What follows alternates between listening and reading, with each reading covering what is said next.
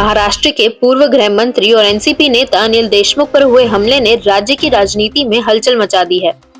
इस घटना के बाद कई राजनीतिक नेताओं ने अपनी प्रतिक्रियाएं दी हैं। एनसीपी नेता सुप्रिया सुले ने इस हमले पर चिंता जाहिर की और इसे बेहद निंदनीय बताया। उन्होंने कहा कि वे अनिल देशमुख की सुरक्षा को लेकर बेहद चिंतित हैं और इस मामले में प्रशासन को सख्त कार्रवाई करनी चाहिए। सुप्रिया सुले ने अपने बयान में ये भी कहा कि यह हमला केवल एक व्यक्ति पर नहीं बल्कि महाराष्ट्र की राजनीति और कानून व्यवस्था पर हमला है।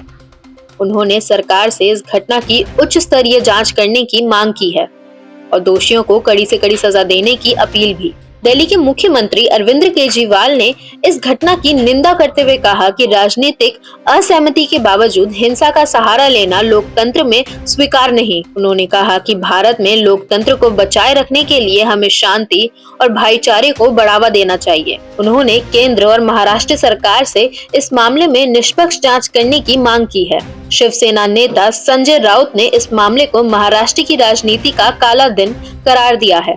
उन्होंने कहा कि अगर राजनीतिक नेताओं पर हमले होने लगे तो आम जनता का न्याय व्यवस्था पर विश्वास उठ जाएगा। राउत ने इस घटना के लिए राज्य सरकार को जिम्मेदार ठहराया है और कहा है कि कानून व्यवस्था बनाए रखना उनकी जिम्मेदारी है। विपक्षी दलों ने भी इस घटना पर तीखी प्रतिक्रिया दी है। कांग्रेस नेता नाला पटोले ने इसे लोकतंत्र पर हमला बताया और कहा कि महाराष्ट्र में अपराधियों के हौसले बुलंद हो गए हैं। उन्होंने राज्य की शिंदे सरकार पर निशाना साधते हुए कहा कि राज्य में कानून व्यवस्था पूरी तरीके से विफल हो गई है। इस घटना पर बीजेपी नेताओं ने भी बयान दिए। पार्टी प्रवक्ता ने कहा कि इस मामले की निष्पक्ष जांच होनी चाहिए और दोषियों को कड़ी सजा दी जानी चाहिए। उन्होंने विपक्ष पर पलटवार करते हुए कहा कि इस मामले को राजनीति से जोड़कर नहीं देखना चाहिए। घटना के बाद पुलिस ने मामले की जांच शुरू कर दी। शुरुआती रिपोर्ट्स के अनुसार अनिल देशमुख पर यह हमला उनकी एक सार्वजनिक सभा के दौरान हुआ।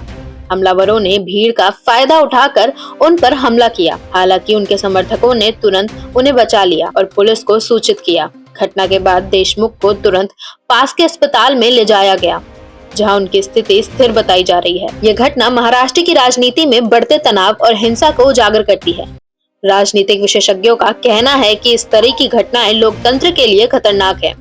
उनका मानना है कि राजनीति में विचारधाराओं का टकराव संभाविक है, लेकिन इसे हिंसा का रूप नहीं लेना चाहिए। सरकार और प्रशासन के लिए यह घटना एक गंभीर चेतावनी है कि नेताओं और नागरिकों की सुरक्षा सुनिश्चित करना उनकी प्राथमिक जिम्मेदारी है। आगामी दिनों में इस घटना की जांच और उनके राजनीतिक प्रभाव पर गहरी नजर रखी जाएगी। ऐसी और वीडियोस को देखने के लिए फॉलो करें डियर इंडिया टीवी को। धन्यवाद।